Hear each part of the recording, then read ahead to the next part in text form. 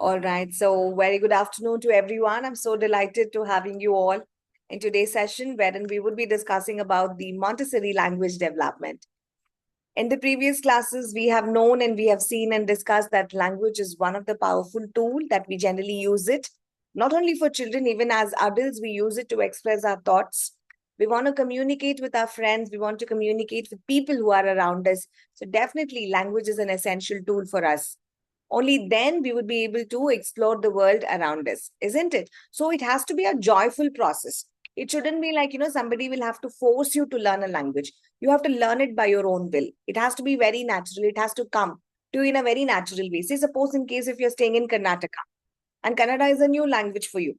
Only once you start learning in a very natural way, like every day you talk to your colleagues, you talk to your friends, you will be able to pick up the language. The more quickly that you start picking up in a very joyful manner because you're listening to your friends, you've heard about the words, then slowly you begin to speak.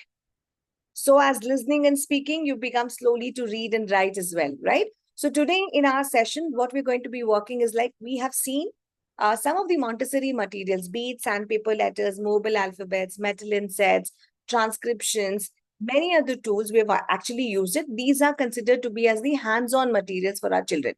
Correct? So we use some of them are hands-on, some of the activities are phonetically, it is all gamed kind of a thing. You ask the children to say about the sounds of it, you narrate a story and the child is listening to you. The entire goal for us, it has to be like, wherein you would be able to work on building the strong foundation for literacy.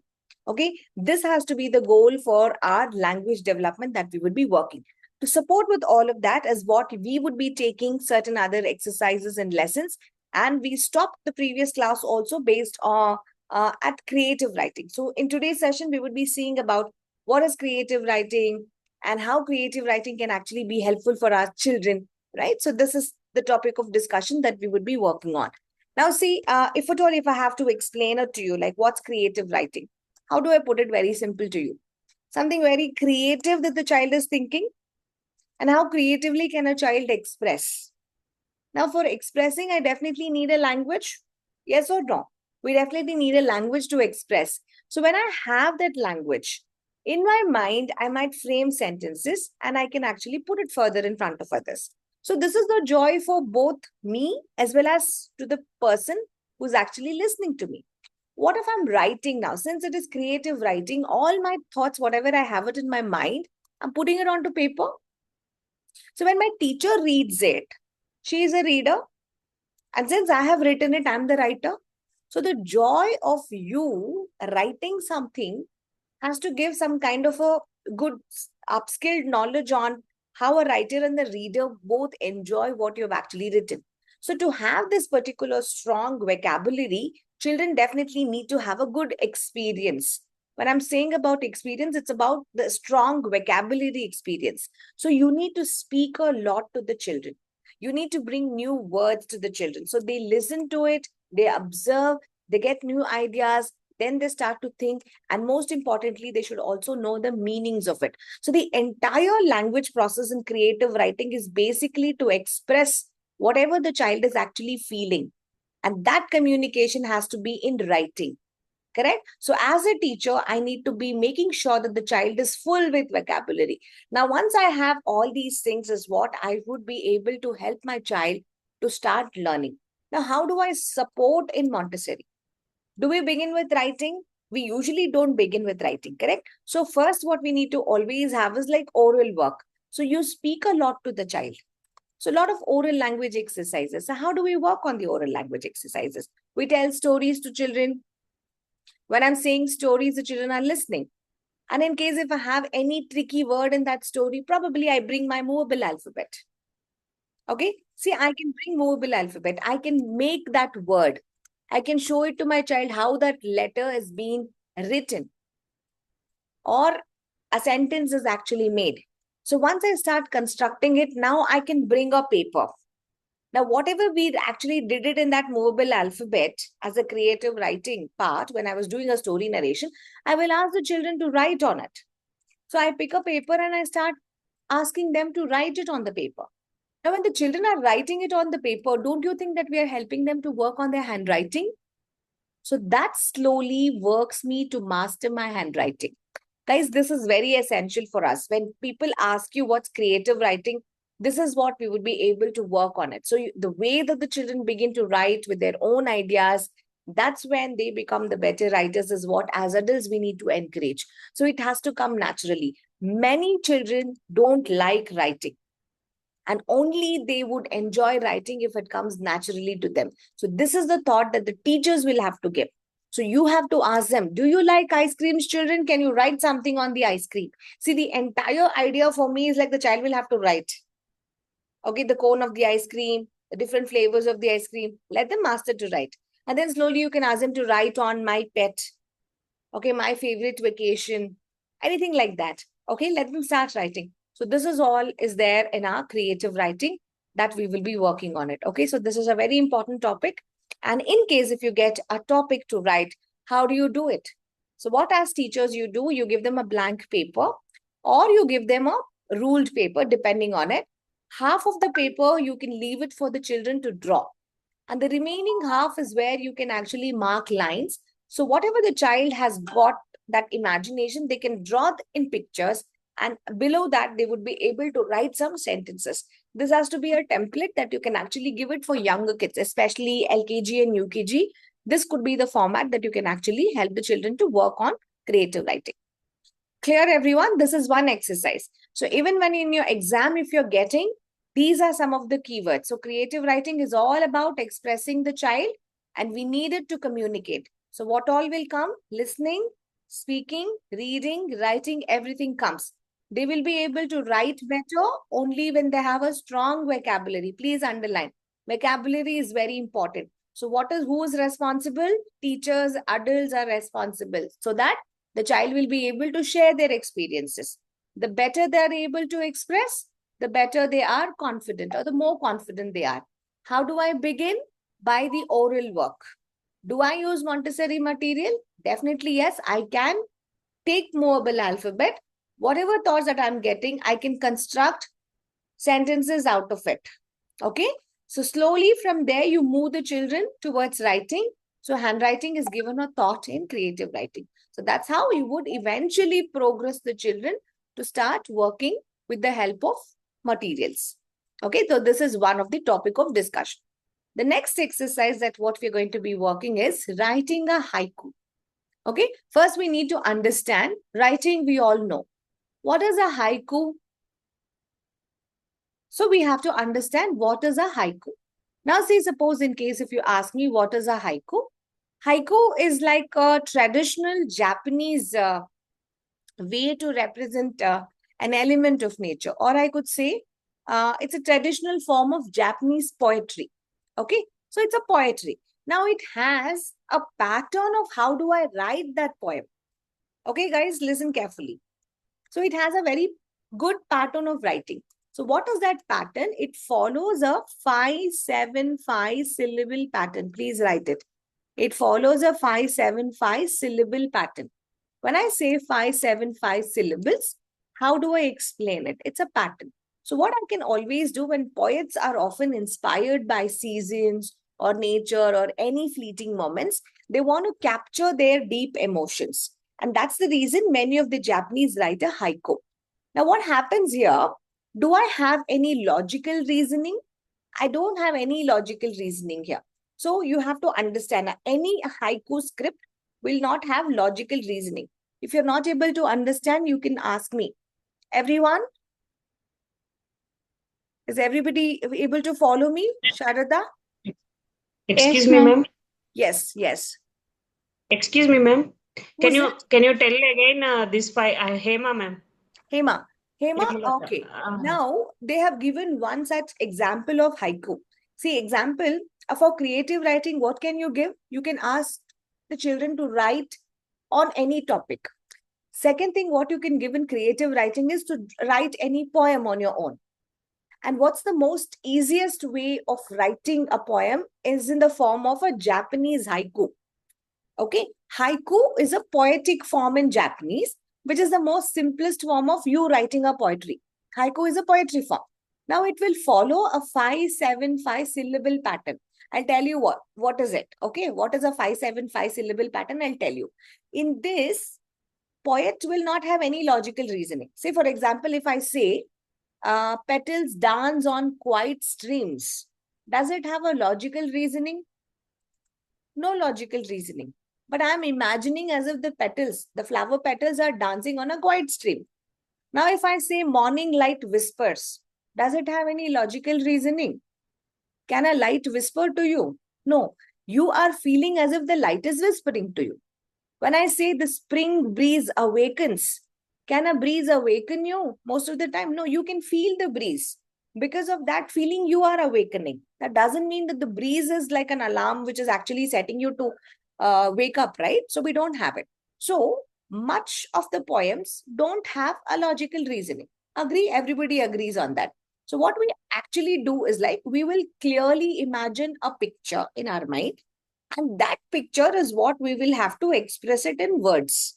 When I'm expressing, I should have my haiku, underline this. Haiku should consist of 3 lines only. It's not a poem of a very longer lines. You should only have 3 lines. Okay? So every line will represent an element. Element in the sense, what, where, when. Maybe the first line can ask me, what was that? Second line could be, where did it happen? Third line can depict, when did it happen? Or it can be some references. So what we generally use is like, it becomes easy for us in case if I'm saying a poem on a season. Okay. So as I mentioned earlier, it is following a pattern of 5, 7, and 5.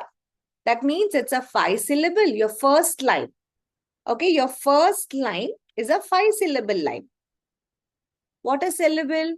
Now say, suppose in case if I want to break Niveta's name, Nivetha. So I can say it as Nivetha as 1 syllable, or I can break it into 3 parts. Nivetha. If I break it into 3 parts, it becomes 3 syllable. Sangeeta, if I want to break it, it will be Sangeeta, 3 syllable. For Leena, if I want to break her name, it is Leena. So her name could be 2 syllable. Sometimes I don't want to break Leena's name into 2 syllables. I will say Leena as 1 syllable itself. I can say Leena is a singer. So I say Leena is a singer. So how many words it came into? How many breakups did I do? How many syllables it had? Leena is a singer. So 6 syllables I got. So I can't make a statement or a sentence with 6 syllables. That's the rule of a haiku. Whatever lines that you're going to make, the first line has to be a 5 syllable. The second line has to be a 7 syllable. The third line has to be a 5 syllable. Agree, everybody? So this is your first line. Will have 5 syllable. Your second line will have 7 syllable. And the third line will have your 5 syllable. 5 syllables. Okay, so 5, 7, 5. They have given one example here. Now come down here. Now there is a small poem which is on the spring. Now let's try to break this. Snow having melted, the first line. Snow is 1 syllable. Having, have, ink, melted, melted. So 1, 2, 3, 4, 5. So 5 syllables I have. The whole village, second line. The whole village is brimful. So I can have 7 parts. So 7 syllables is in my second line. Okay, next go to the line, third line of happy. Happy children. Children. So I will have 5 syllables. So any poem you take, the poem has to be 5 syllables. Okay. Majorly, Japanese haikus are written on seasons or any elements that is actually working on nature or the fleeting. Yeah, you can actually talk about that. Okay. Something related to that is what you can actually have. Like say, suppose in case if I say morning dew glittens, butterflies kiss the petals, sunrise paints the sky. So it's a 5, 7, 5 syllable. Okay. So if you go a little bit more deeper in understanding what a haiku, what is the first line is all about, the first line wherein we are talking about the location, correct? So it is representing on the natural scene. Now go back to your haiku. Now if you go back, the snow having melted. Now can you tell me, if you want to describe it, is it representing a setting? Can you imagine the snow being melted?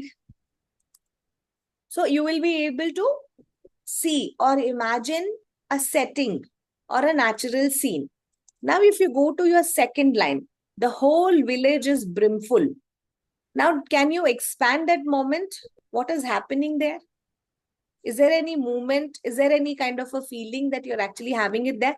The whole village is brimful. What about my third line? I can have a little bit more on the deeper connection, which can be contrasting also, right? Of happy children. So children are like very happy. So it would be able to give. So towards the end, we would always have a resolution. What is resolution? We're putting an end to it. Children are happy. That's all. The poem is over. Now go to the summer season. That's another poem. Dragonfly catcher. How far have you gone today? In your wandering. So we are. It's in his dream. He is actually catching the dragonflies. So it's over. The last line. It's like it's a resolution. It's the ending of your kind of a the poem, right? So this is how the Japanese scripts have actually been written. Okay, 5, 7, 5 syllables. So you can Google a lot of such poems. Okay, the very good ones are like cherry blossoms bloom, a gentle wind sways the trees, springtime fills the air. So these are again 5, 7, 5 syllables. A lot of good haiku scripts are there. So you can laminate those haiku scripts and you can actually put it. Okay, so why do we do such exercises? Why do we do? There are a lot of poems which is actually being given. The question to you is like whenever you're working on a creative writing, and if somebody asks you the purpose of creative writing in a poetic way, why do we do that? Don't you think we are exploring the language a little bit more? Children are imagining now, they're becoming very, very creative. So you can always conduct competitions on poem recitations and all of that. Okay. Now, since it was related to your nature, the child will be able to imagine the outdoor experience, right? Even though they're not able to see in a realistic way, as the children are reciting the poems, what the poet or the writer wants you to see is like, you have to see that scene. You have to hear when the child is saying the poem, you have to feel, you have to hear. Okay, only then whatever you are writing as a poetry, it will actually start making meaningful. So as teachers, what would you do now? You will start to journal every haiku, whatever your child is submitting, you will start to journal. And in your journal, every day you can start reading one of the haiku and you will pick few words and you can actually teach the meanings of it. Like say, for example, in the fall, there is something called scatter. You can teach them about the meaning of what the scatter means like. In winter, if there are snowflakes, you can actually talk about snowflakes. Correct? So poetry and haikus are a very, very structured, creative exercises that you can actually do it in your classes. Okay. So take them outdoor, sing songs, sing poems, narrate stories. All these are very essential for your creative writing part of it. So in creative writing, one is a writing part, the other one is a poetry. In poetry, we have chosen haiku. Clear everyone? 575 pattern. Even in your dreams, if somebody asks you what is haiku writing, it's a Japanese way of writing poetry. 575 syllable pattern. And you need to remember at least 3 to 4 haikus by hearted. Okay? You can't sit there and pick anything. So please have some haikus that you can actually remember. In case this is a very good one, whatever has been given in your textbook, because it talks about the seasons and other things. But in case if you don't have any of the other things, probably I have a list of haikus. Probably I can share it to you. Okay, I'm sending it right away. You can have this. This could be one of the haiku. Okay. Do I have any more haikus? Let me check my notes. I should have few. No. Not finding it. Okay. Okay, you should have few. I'll send few of the haikus to you, which is little simple. Okay. So you can start working on it. Clear, everybody? This was our second exercise. Now we Yes, go ma'am. back to the reading part of it. Now, again, what we have over here is like when it comes down to reading, it's a very simple one. So whatever we have done it in the first part of it, like oral education and everything, we're going to consolidate all of that. So quickly, I'm going to tell you about how and what we do in reading part of it. So what you need to work over here is like, as writing was exciting to children, reading is also exciting for children, correct? So this is a lifelong thing. It's not that they study, they read only in grade 5 or until grade 10. No, your reading has to be lifelong. So the knowledge, the love for the books is something that you need to create. So nothing can replace books. So you teach them about opening a book, closing a book, reading stories, and all of that.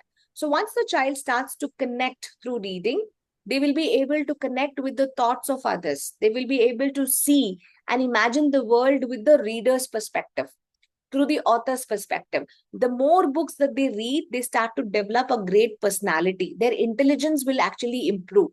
That's the reason many of the founders, many of the very great people, they actually read books. If you want to write a book, you would have spent years and years. If you want to publish your books, again, you would have spent a lot of years. You've done a lot of research. No book should be duplicated. No thoughts can be copied. Only then your book will be able to get patented. So when a person is writing a book with so much of knowledge and you purchase that book and you start reading all that information you're getting within few days.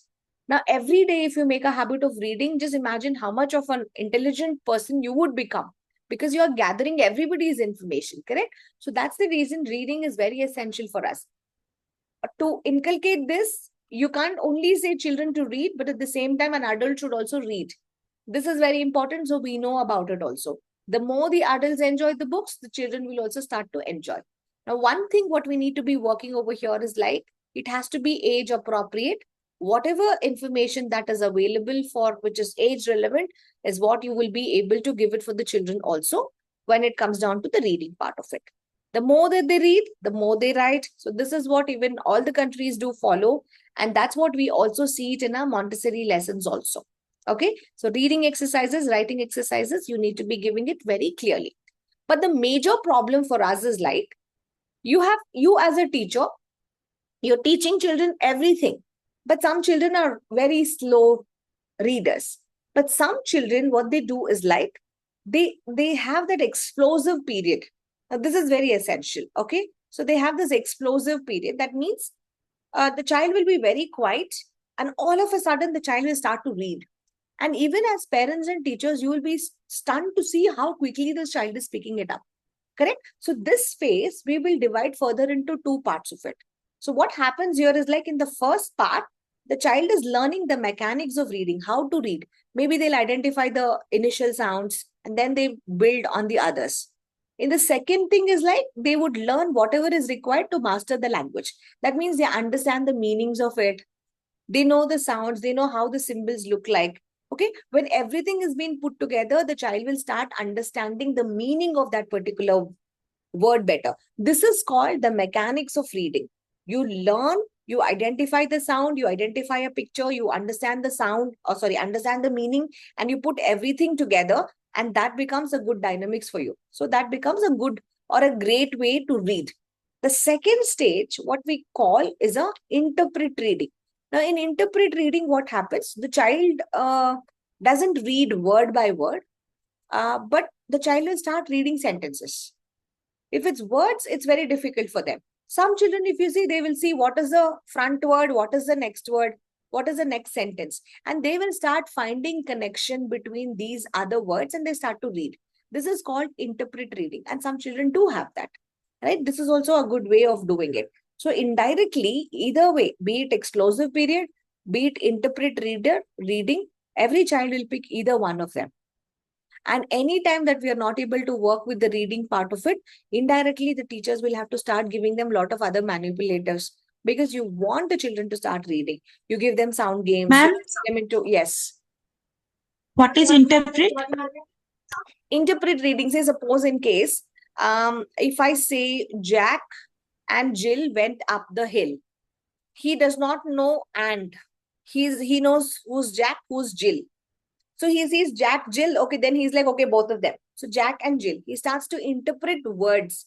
So he will not read Jack and Jill. He might see the first and the second word and then he might get it by hearted, like Jack and Jill. Orally is able to say, word by word he might not. So sometimes they might not know in between word meanings, but they would have actually picked up the other words, and they would have known the meanings of the other words very essentially, very beautifully. They would know about it. So that would be towards your interpret reading.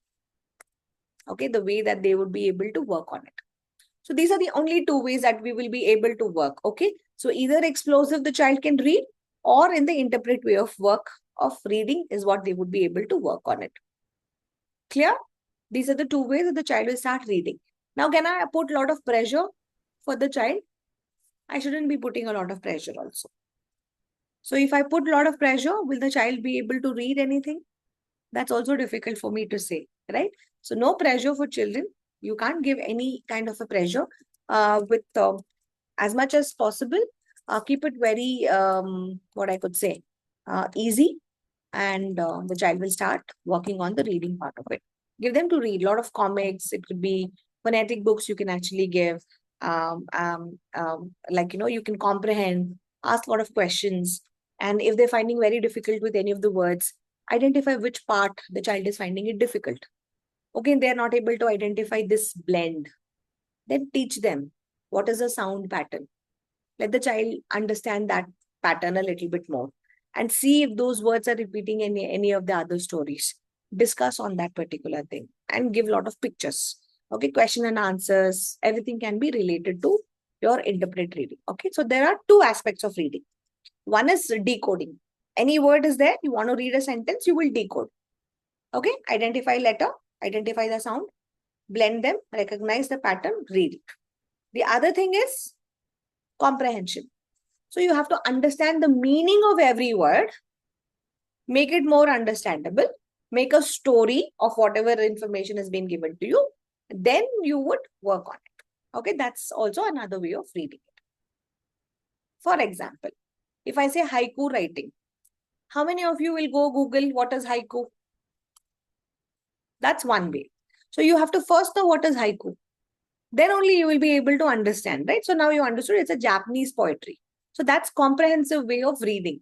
Understand the meaning of every word, then you will remember it better. Okay. So that was one of our reading exercise that we would have done it. Let's see the next exercise. What's the next exercise? Let me share the screen. I can't see. I think I've closed it. 1 second, let me open. Next is phonetic object box, na? Yes, ma'am. Yes. Ma'am, I have a question here. Yes. So in the interpret reading, won't there be more chances the child making a mistake, ma'am? Since because he or she is assuming that this can be the word. They wouldn't assume. So do we have to encourage them, to go in that way? Is it a good way? I'm asking. See, it is not about that. It's about, if you have seen about the mind mapping, they start to make connections. We are not asking them to draw conclusions out of remaining words. What they would always do is like, there's something called as a literal understanding. They would be very strong with the words, what they know. And sometimes on a logical way, if they don't know any word, let's suppose, if the child is reading a sentence like, the sun was setting behind the hills. Now the child should just not read the words, but also understand that it means the day is ending. Behind the hills, the sun was setting behind the hills. That's interpret reading. It's not that you will leave the words. Sun was setting behind the hills, they would also understand the words. So I can remove was there. So sun setting behind the hills, then I would have read multiple times, right? So indirectly, I would be able to still pick it. I understand, yes, they might lose out the words, but yes, that is also one way of doing it. If you see on speed reading, another thing, not many would be able to read word by word. They would skip. How many of you are read like that? You don't read line by line. I don't read line by line. I just glance through it. And you would get the whole summary of it. Who asked me this question? Yes. Gayatri, is it? No, Gayatri. Yes, Yeah. ma'am. Yes. So you won't read line by line, right? So interpret reading is a second stage where the children have mastered to understand the meaning of what the context is, and now they get the whole summary of it. Even if you have a 2-page reading, not everybody would read. We only pick keywords and then we start making our own sentences on that, and you get that understanding of it. Yeah, For while going example, forward, yes. we would be doing like that. So my question is like, no, do we have to encourage this? Since like, no, There they are are in the children like early that. stage There of are learning children language. like that. There are children like Okay. that. Okay, Maybe ma'am. for Thank you. preschoolers, if at all, if you want to encourage, how do I put it for preschoolers? Like, say, suppose, um, mm, probably like, in the interpretation for the reading, we could ask them about, how do I put it? Give me one example. Let's take a story. Now, say, suppose in case if I have a story, Little Red Hen, and if at all, if you're giving them the story to it, and you can start asking them to say something. Why do you think the hen did all the work alone? Or how do you feel when someone doesn't help you? Now, they can't say line by line of whatever it is, but they would still be able to give you the their whatever they could relate, whatever they could understand, they could give that. Now, say, suppose in case if you have similarly a hungry caterpillar act, right? So, have you ever been really hungry like a caterpillar? And you might ask like that. They're like, yes. Then what would you eat? You might miss certain things, but still you're able to understand and relate it. So, in preschool context, your interpret reading can be something like that. No, by seeing the image, a lot of them they make stories, ma'am. And Yes. that is the Yes. reason I am asking. Like, no, Yes. They they make a don't lot read of. the full sentence as how They you are don't read. saying. They Like, won't read. This yes, is what is yeah. called acting out stories, or this is how what is called making personal connections with the keywords. So you're trying to connect what I could say emotions to the characters. Like Yes, yeah. you can ask, you like hungry caterpillar. When I ask you, have you ever been hungry like a caterpillar? You might probably say yes. Once in a while, we all become that hungry, right? Even we want to eat more and more and more. And if I ask you, Gayatri, what's your favorite fruit in that entire story? You might have a different thing. If I ask Lipika, she might say, I like the piece of cake in that. Somebody might say, I like the pickle from the story. Correct? So we would be able to work on Yes. that. Even stories like Goldilocks, always pick stories wherein you can connect emotions. Like when you start, don't go with the same traditional old stories like Lion and the Mouse and other things. Read other stories. Now see how the children are able to work on, and ask them. When you read stories like Goldilocks and the Three Bears, and when you want the children to act out on the parts of it, you can always ask, why did Goldilocks run away? Was it right to enter somebody's houses? What did they do? They slept on the bed, they made a soup, they had something, right? Is it good to go to somebody else's house and do all such act? You can always ask that. Or when you have or forget about the stories. Now say suppose in case if I'm showing some pictures, and that picture should have a meaning. Now say suppose in case if I'm showing a picture of a rainy day scene, I first ask, what do you see in this picture? What could be the first answer that the child says? Ma'am, it's raining. It's raining. Okay. Now I might ask about the feeling. What do you think that the boy feels in the rain? He will feel wet. And then ask questions. What you would like to wear? So that is again like interpretation. Some might say, I will put a raincoat. Some might say, I will use an umbrella.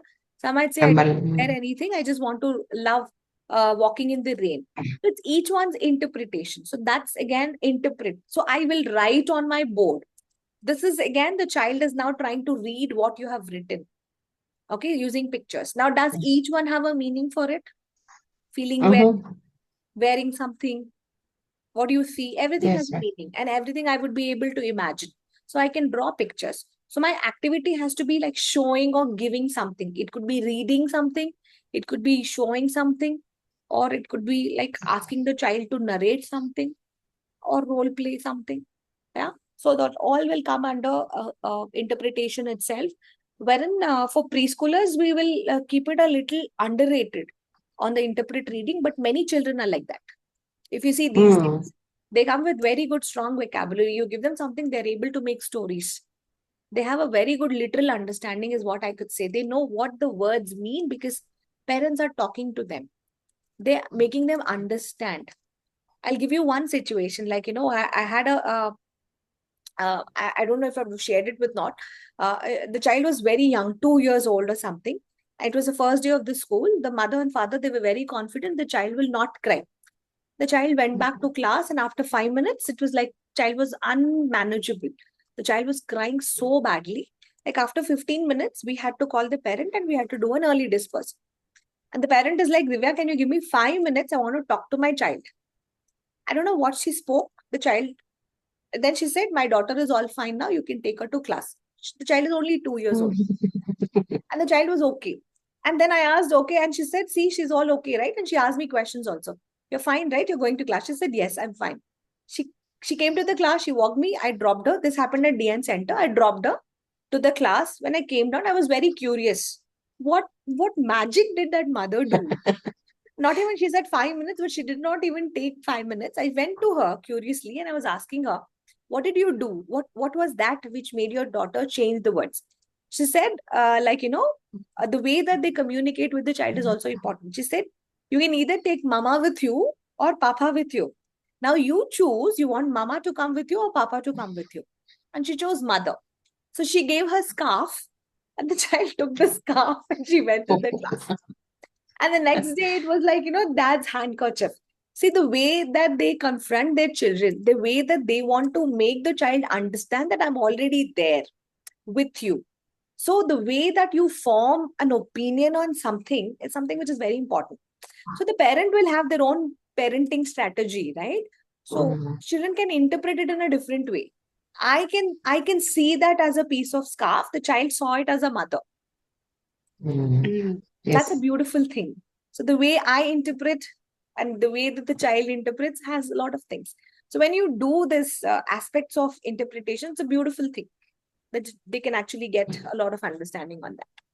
That certain moments, no, you can't forget in your life. And this is one such thing that I can never forget. And I love to share this with everybody. The way that the mother spoke to her 2-year-old and made her understand, it's amazing. Look at the bonding that they have. Look at the level of understanding that they have. It's so beautiful, isn't it? So we have seen such parents and children also. Yeah. Let's